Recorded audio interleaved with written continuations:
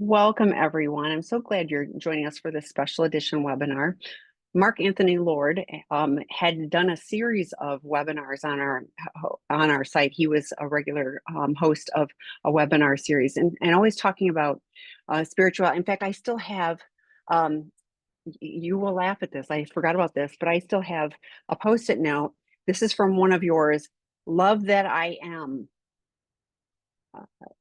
My higher power knows me as its own. Like I saved that on a Post-it note and it's on my computer screen years later. So Mark has had an impact on my journey, and he has some new information to share, and I wanted to invite him on to talk about this topic, but to answer your questions specifically too. So I'm going to turn it over to you. You can kind of share where you are, how you got to this new point, and I'll let you take it from there. Oh, thank you. Thank you so much, Tammy. Always good to see you and good to be back.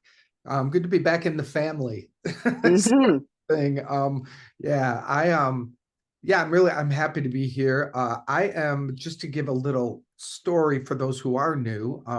I am a minister, an ordained minister, and I was got my master's in divinity in 2003 and became ordained, and then founded a spiritual center in Chicago, and have spent really the last 22 years working full time in the spiritual world. And prior to that, really, the impetus for the entire becoming a minister, the entire spiritual path, was my recovery. Was at age 24, bottoming out on sex and drugs, and went to a treatment center at age 24. It was a private center up in Val David, Canada. And it was so spiritually based. It was really focused on the founding principles that Bill Wilson used to have his revelation and his healing from alcoholism. And this treatment center was so committed to that piece of the recovery world. And, this was back in the late 80s, early 90s. I'm not good with time, but, it was a while back. And the treatment centers were, how do I say this well? Well, all I can do is speak of this one. This one was so profoundly spiritually focused, as I said. I wasn't looking for that, but that's what got me. And I remember about halfway through my stay there, I was leaving my counselor's office, and she stopped me and she said, "Mark, two things." She said, "You need to get a new God, and you need to learn how to forgive, or you will die." Oh, And wow. for some reason, those words pierced my soul. They literally turned something inside of me that it's like one of those moments where your entire life takes a completely different path because of one little moment. And what I discovered was I had such a broken God. I was still operating on the God of my childhood, which was white, male, external, homophobic, punishing, scorekeeping, and held the final authority of whether I was good enough to go through the pearly gates or whether I was on the bus to hell to burn forever. These were my options in the world that I grew up in. And they, as I think back to now, I'm talking like 7, 8 years old. These are imprints and images. That's like psychic wounding. that's in hindsight very traumatic to be learning about this kind of a God. And I, because of my design as a gay man, was already not going to meet the requirements. So as I'm in treatment years later and being told I need a new God, which is, of course, we know one of the main focuses of the 12-step program is helping us to develop a God of our understanding, obviously. So that was my first direction. And I took that very seriously. And it became obviously my focus, so much so that my life path. The second piece was even more profound: learn how to forgive. And what I discovered, and we've talked about this, Tammy, before, that I discovered that people don't really know what it is. People talk around it, and everyone, therapists, clergy, professionals of all walks of life seem to have a piece of the pie of forgiveness, but it wasn't satiating enough to actually know how to use it in a way that causes healing. And so that too even became, get a new God is an ongoing process. The God of my understanding is always growing, because I've come to know that God is an infinite idea, and my concept just has to keep Mm-hmm. doing this. Mm-hmm. As it does, my faith grows, my reliance grows, all those good things grow. So that's ongoing. But the forgiveness thing, to really dive into, what is this? How does it work? Why is it necessary? Why do people talk about it but don't seem to have some kind of relief? The best I'd heard is like, well, you know, okay, I'll forgive, but I won't forget. Or I'll forgive, but that doesn't mean I have to have lunch with them, right? There's all these conditions that people place upon this spiritual practice. Now, we're not here for a teaching about that, but I truly, truly had a profound transformation and a number of real healings within my mind, within my energy, and within my life from the really, really deep practice of forgiveness. So I reference these times to say it's been decades of doing my recovery to the best of my ability, helping other people on their spiritual paths. And it all led me up to about, within the last year, I was talking with a dear friend of mine. Her name is Esther Nicholson, also a great spiritual teacher in the recovery world, and has a book and is out there in the world teaching. And we just were having one of these conversations where it just came like, we should do something called 12-step church. And it was a fun conversation. And I left that going, huh, I wonder if this is a real idea. And when that happens to me, I just spend time being with it. I spend time praying about it. I had resistance to it. Who wants to go to church? Nobody likes church, especially recovery people. I had to move through all my little resistances to realize that no, a lot of recovery people go to church. It's not for everyone, but it's for a number of people who have, like me, found a deeper spiritual path through recovery.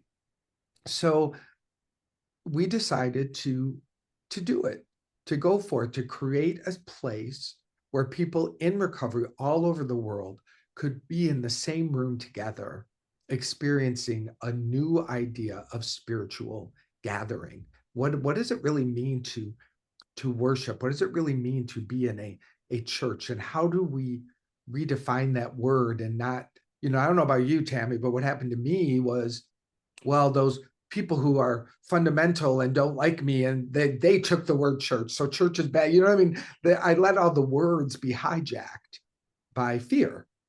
And that's been a big part of my healing, is taking words back that work for me.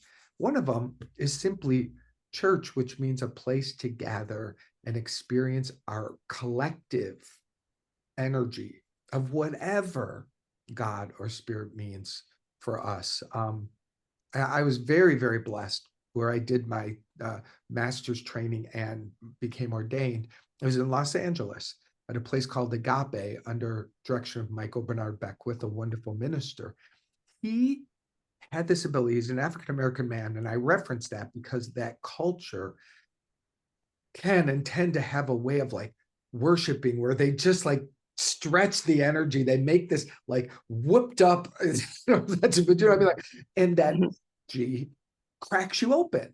Mm-hmm. That energy takes you out of that little controlled container that we're all practicing living, especially being raised Catholic. We were in a very small controlled container. So I found going to this place that, like, when I went into an environment where the energy of music and the energy of inspiration and the excitement that would whoop up within the room and within the individuals, when I would let that take me, it expanded me. And suddenly it was like, oh, I feel bigger. I feel more. I feel like there is something for me. That's what we bring to 12-step church, the opportunity to pass that on now virtually in a way. And again, I've been in churches my whole life now, and there's always people in recovery. There's always a number of people in the room, but the room wasn't designed for them. They were sort of taking the pieces, and as we do, we take that wisdom and we incorporate it into our understanding and our programming. But to have a room where everyone is inside of that conversation, and we can really drill deep into the principles of the spiritual program that recovery is, that's what this is about. And I'm geeked about it. I feel like this is like, for this I have come, because I started working in the treatment center world for Rob Weiss. This was back in 2000, 2001, when he gave me a job to work for him as a spiritual counselor. So I credit him for opening the door for me to begin bringing what I was learning and knowing into the recovery world under his umbrella. So that's some of it. That big out breath. Where does that land you? I'm sure that I have some questions before you go on, because I was thinking, like I think of church, and yes, it used to be the little buildings and all of that kind of stuff. But for me, at this point in my recovery, it really is about community. Like it is the people. And what I hear you doing is bringing people, that are all striving for recovery. And, the 12 step is having had a spiritual awakening as the result of these steps. And I always highlight the result. We're not told that we're going to get all the recovery and all the amazing, if we're doing this work, we're going to have a spiritual awakening, which we can then, carry through. I was laughing too when the let it take you. And I was raised in more conservative church, and oh my gosh, if I had jumped up and started waving my hands, people would have been, whew, and so to have the ability to let yourself feel and have it be throughout, is a departure. And where you're talking about, like, if you go and plug into a church, you're going to be like the other people in the church. You're not going to want to stand out. But if you're in a safe place with other people who are, really working to incorporate that throughout, hopefully you can let yourself be carried away with, and have it be internalized, not just, that external, portion. yeah. It's it now this will be interesting, Tammy, because this is virtual. Yes. So you still get to sit in your home, in your environment, and you can choose to sort of be contracted and just observe. But I'm going to work really hard at getting people to like feel the energy and stretch a little bit where you are. It's just, to me, it's been the greatest gift of changing from my very traditional. I call it Catholics. We didn't worship. We were somber. We were apologetic. We were to bow down. It was a very different way to know God. And I've seen many people in the centers and the churches that I've run. I've seen the people who come in for the first time, and they're sort of like this, and they're closed off, because there is something scary for some reason, because of our culture and our conditioning. There's something scary for a lot of, if I may be blunt and specific, correct me and forgive me if there's a better way to say it, but for the white people of America, there's many of us, not all of us, but there's a controlled, don't stand out, don't bring attention to yourself thing that we want to break through. And I agree. I was not raised Catholic, but of a more conservative, theological experience. But it was the hellfire and brimstone. Of course, that's scary. Like, you're talking about being a 7-year-old. I'm like, yeah, hellfire and brimstone, not appealing to a little kid. And for me, and again, not knocking anybody's anything, but for me, like, I knew for sure I was never good enough. Like, I think that's why I've kept this note, he knows me as his own, but love that I am. Like, that's such a nurturing message of like, and that's what my higher power through recovery has been for me. I had to set aside, what I had learned. Now, are there still teachings? Yes, like all of that, it's kind of the full circle, but I've been able to look at it more, from a very different lens, from that love versus the, you're always wrong, you're always bad, you're always, like that was, I mean, I had enough guilt growing up anyway. I didn't, Yeah. like that wasn't helpful. I was thinking about when you were talking about before he was Dr. Rob, but when he was, like we still have, somebody who, for those that want that when they come to treatment, we have a spiritual advisor, because many people are struggling with the, I've Yes. been raised with this and I have not followed the values of this. And so there's the guilt and shame. There has also been spiritual abuse, community-wide, people in the religious organizations. So helping people unpack that, and find a path. And what I hear you working towards is having this community of people that can explore where they're at, and you and I, we've both been on a recovery journey for a long time, so where we are now is not where either of us were at the very beginning. But what I hear you embracing is wherever you're at on this journey, that's exactly where you're supposed to be, and will help you find where the path leads you. Is that fair? Absolutely. And if I can add to that, the other thing we were saying is like from days to decades of in recovery rooms, and a specific focus for people who have been in recovery for a while. And this happened to me. I don't know if it happened to you, Tammy, and my friend Esther. It's like, why am I feeling depressed? Why is my life feeling lackluster? Am I in a dry drunk spin? Like, you Mm-hmm. know what I mean? Like we still, why are my relationships so Mm-hmm.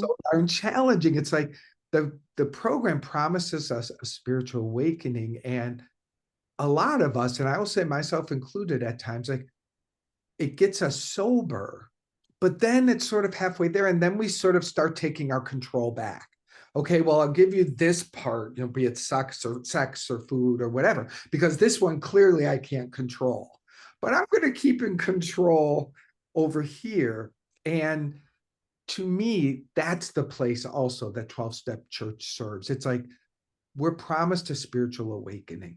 We deserve to not only be sober, but to be happy, to be on purpose, to really feel alive. And when we don't feel alive, to have a place where we can go and get Mm-hmm. there for that and get lifted up and find ourselves again. So that too is, and with all this, but the pandemic, all the challenges in the world, I've had my days where at the end of the day, you're like, I didn't use, thank you God. Mm-hmm. That was the win. Mm-hmm. Mm-hmm. But no, it's like we the only way I can say is like we really deserve it all.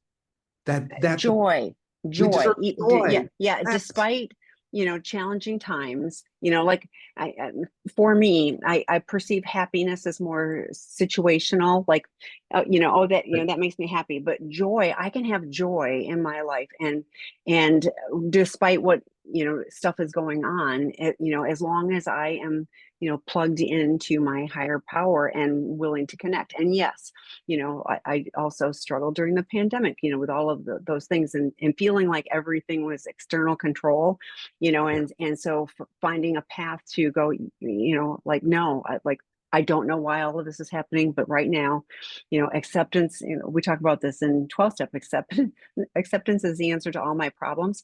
There were lots of moments when I wasn't thinking acceptance was a really good idea. Like I was really pushing back against that, and so ultimately having trust that I don't have to know. I have no control. I have no control, but I can choose, I do have control over me, and I can choose to find joy, even if it's like I got to search harder for it, I can still look to do that. And I hear you creating a space where people can connect, and help hopefully, raise the bar on, finding joy and celebrating and expressing, for them in a real and meaningful way. Yeah, and that's what I do love about community and spiritual community is that that joy does get activated and it does lift all of us. People walk out going, I feel better, or that thought helped me switch this idea. So those happen in meetings for sure. This isn't in place of meetings at all. This is one of those additional pieces to people's programs to uh, expand the spiritual component of it, really. I remember at a meeting here once where I live now, and I live in a small little town on Lake Michigan, in Michigan, and it was this meeting, and it was old timers. Let's just say there were a lot of old timers there, and this one man who's sort of gruff and grumpy, and he did that line of once an addict, always an addict, and it had such heaviness to it. It had this like punishing, like, remember, keep yourself down, because if you don't, you're going to get in trouble. And I understand, Tammy, I'm sure you do too. I understand there's a wisdom in there, like, don't forget, don't forget. But where's the side of the program that says, once created in the image and likeness of God, always in the image and likeness of God, once saved by God, all, or whatever way you say, once tapping that joy and that freedom, you can actually expand that into your world. So I don't want to throw out the wisdom of remembering, but I don't want it to be a weight, And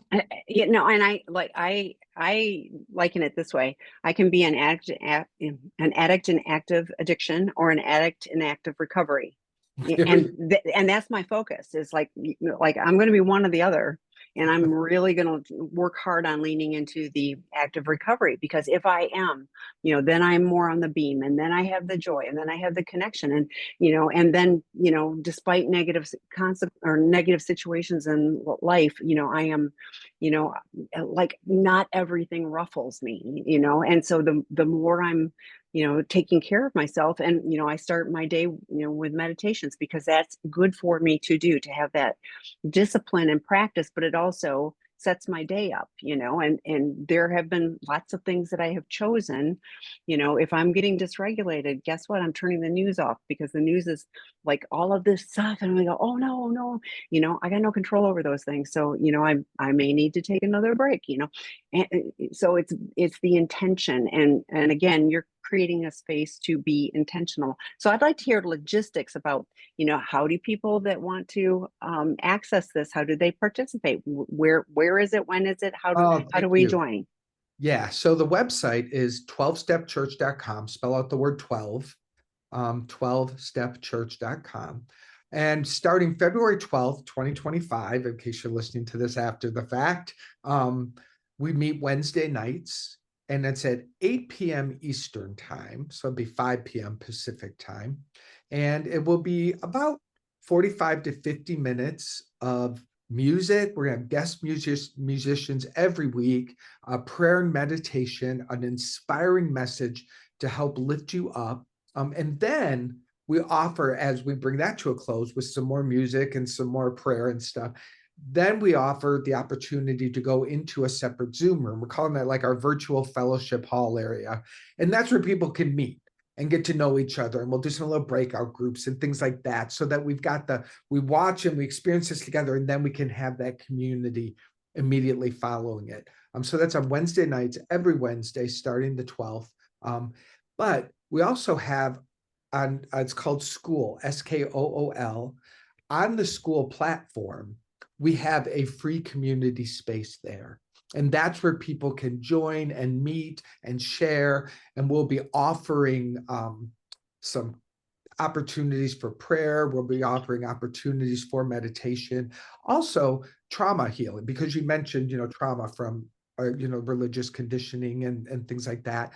We've got a tapping expert who Oh, is wow, good. Yeah. recovered. So she'll be teaching how to use tapping to regulate and to move through the when we're triggered and things like that. So, we're very aware of that. And it's, thank God, it's so coming more and more mainstream, especially thanks to what you all do, just the awareness of trauma and the awareness of how, like, we got to address it. We got to have tools. We have to have I have to have multiple tools in my bag of tricks. So we'll be doing things like that. So little things happening throughout the week, just like if you belong to a church in your neighborhood, and you could go, oh, there's a meditation group on Friday afternoon, things like that. It'll be throughout the week. There'll be opportunities to gather. So, and this is, I'm just asking this random question, but like, as this grows and, I know it's all via Zoom, but will there be opportunities? I know where you are in little West Michigan, but like if there's a contingent of people from West Michigan that they could connect and, meet in person if they wanted to. Do you see that as an outgrowth of this? Yeah, absolutely. As it grows, there will naturally, I've seen it because I've grown other communities. There's a point where, hey, who lives in Chicago? Hey, who lives in Phoenix? Hmm. As those things start to rise up, we'll support that. We'll also really hold the vision of live gatherings at least twice a year, probably spring Oh, and fall, where we have a weekend or a longer weekend opportunity to come together live and really take all that we're doing in our virtual world, put it into a conference space of some kind, and really multiplying the good that's available to us. So yeah, I see all of it. Between me and you, like I hold the vision of like that we'll be able to do sacred, spiritual, sober trips and journeys where we can be together in deep exploration and our commitment to live the principles. and we're talking about this as 12 step. I don't hear you discerning that it's any particular 12 step, that this would encompass any of the 12 step.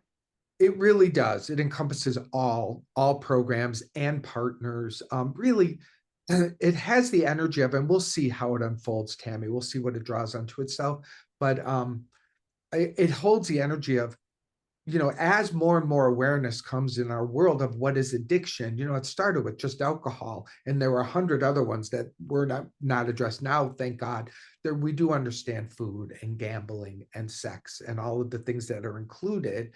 We also want to include, for those people who aren't in a specific program, but know that they're addicted to thought patterns, they're addicted to emotional states, they're addicted to behaviors that are robbing them of their freedom.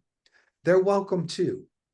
How that will unfold, we'll always encourage people to find a program outside of our gatherings, but anyone wanting to seek freedom from any kind of addiction are welcome at 12 Step Church. So, a tie into this, Kristen Snowden and Scott Brassert co-authored Life Anonymous, and I share that book with lots of people who don't have a specific addiction, but Kristen wrote it from, she was like, I'm a control addict, like and she was so caught up in that, and that the 12-step principle, or the 12 steps, and living through that model, were so helpful for her as a non-addict. And so I could see anyone who, follows, follows these, like I always say, I didn't get the owner's manual when I was born, and the 12 steps gave me the tools to do life. And there's lots of people who don't have a technical addiction, but, could benefit from, from a 12-step, life. And I could then see benefiting from being part of your church community. Yeah, I was just doing I do sessions and counseling and things. Mhm. And was with someone today, and I know she'd be fine with me sharing.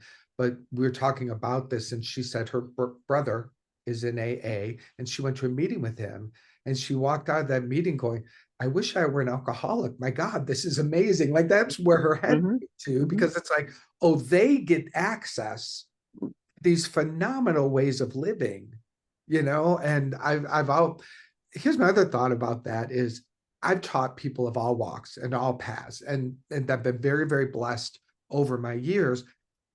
I've always felt something more alive in me when it's addicts in the room, because I've we've tasted something that we had to surrender.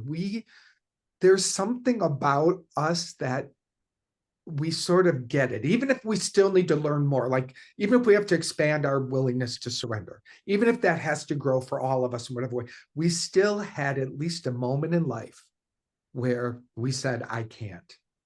I absolutely can't. God, you have to, or whatever those words sounded like. That's sacred. That is a blessing.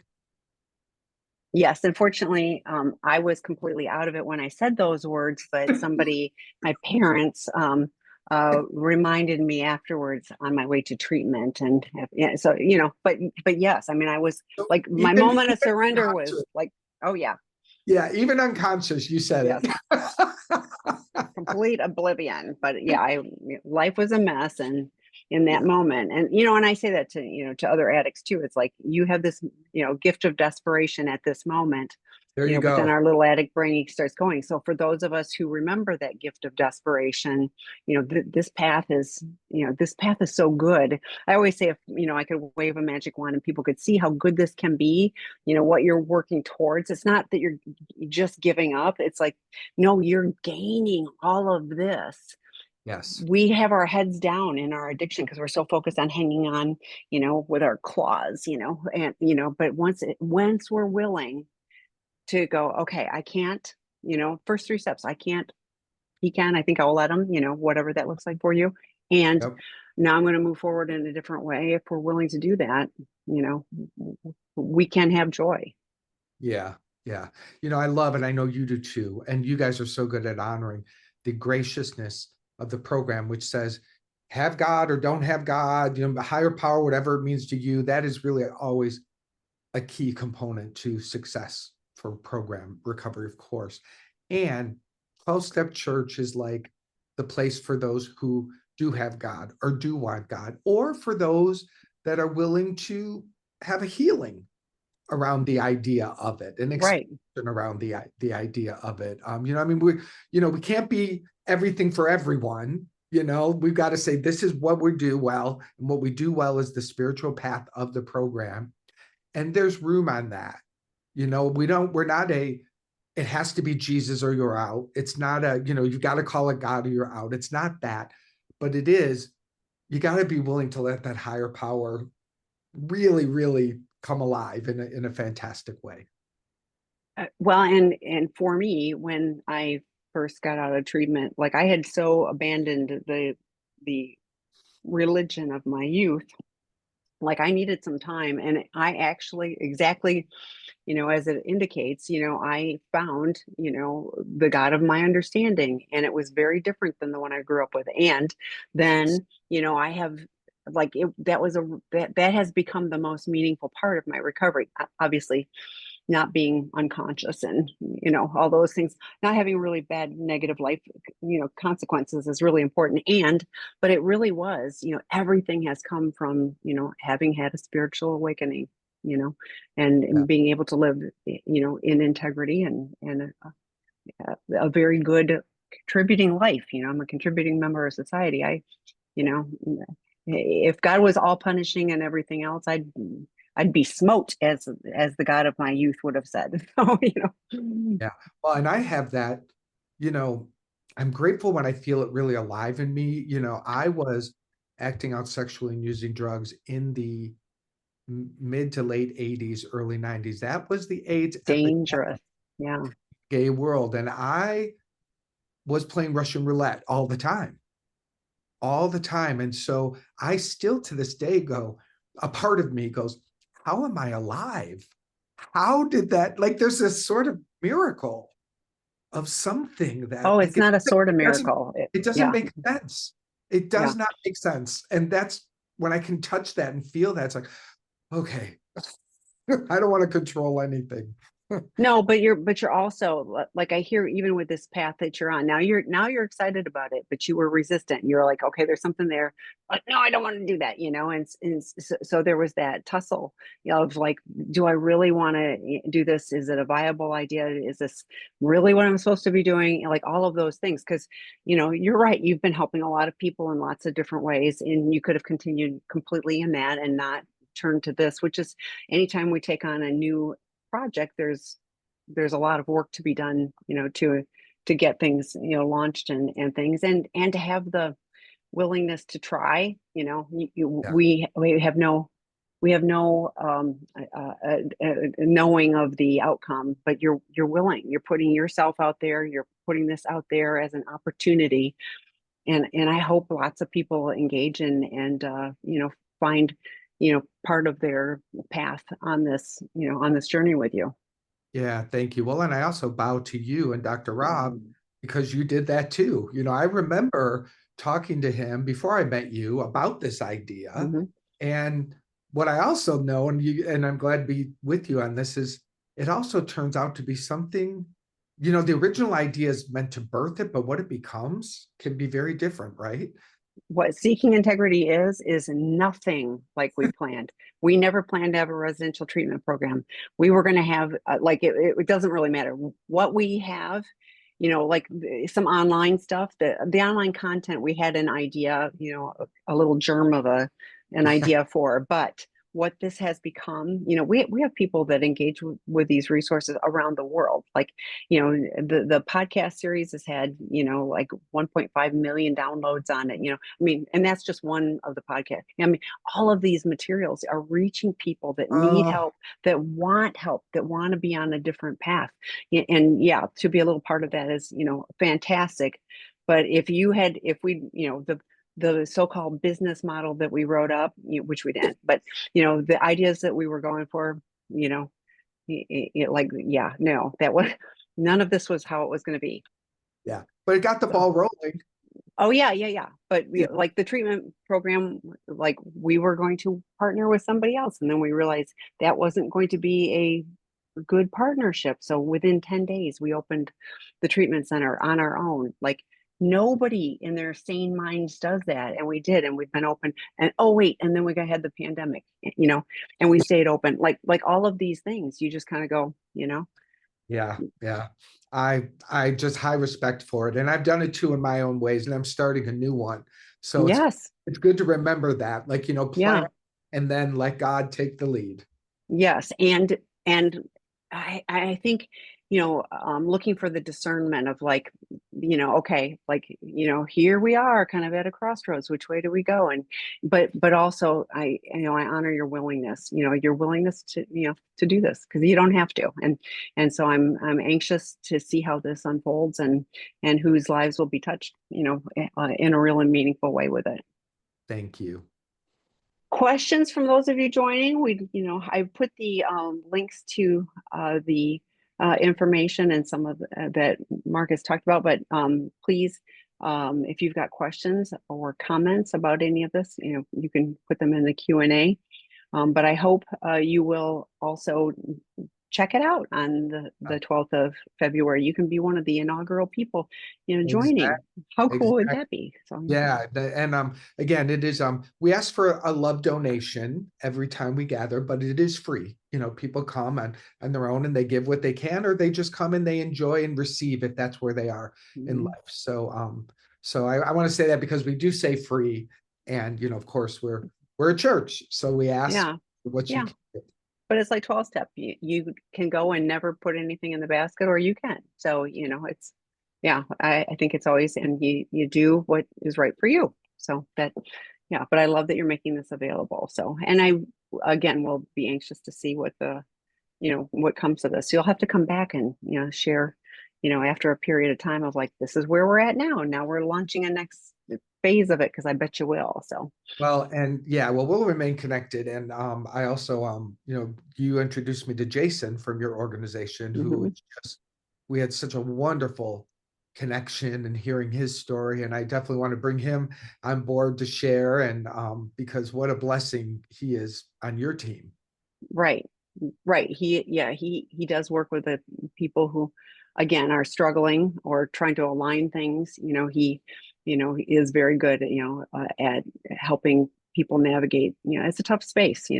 All of us come in with lots of wounds and everything else, and trying to figure out, how we, you know, sh- take away the shame, which is not helpful for any of us. Identify how we can shift and change and make amends where necessary, but forgive others. All of that Yeah. important stuff. So So, if nobody has questions, we will hope you join on the 12th. And I'll look forward to hearing from you. If I can be of help, you know how to reach me. I'm always happy to, do what I can to support, things. So just let me know. But it was great to see you again today, and I'll look forward. Thank you. Thank you for letting me share about this. Really, you're so special in my life, and blessings to you and Seeking Integrity. And thank you those who showed up. Thank you for sticking around, and please join us and spread the word.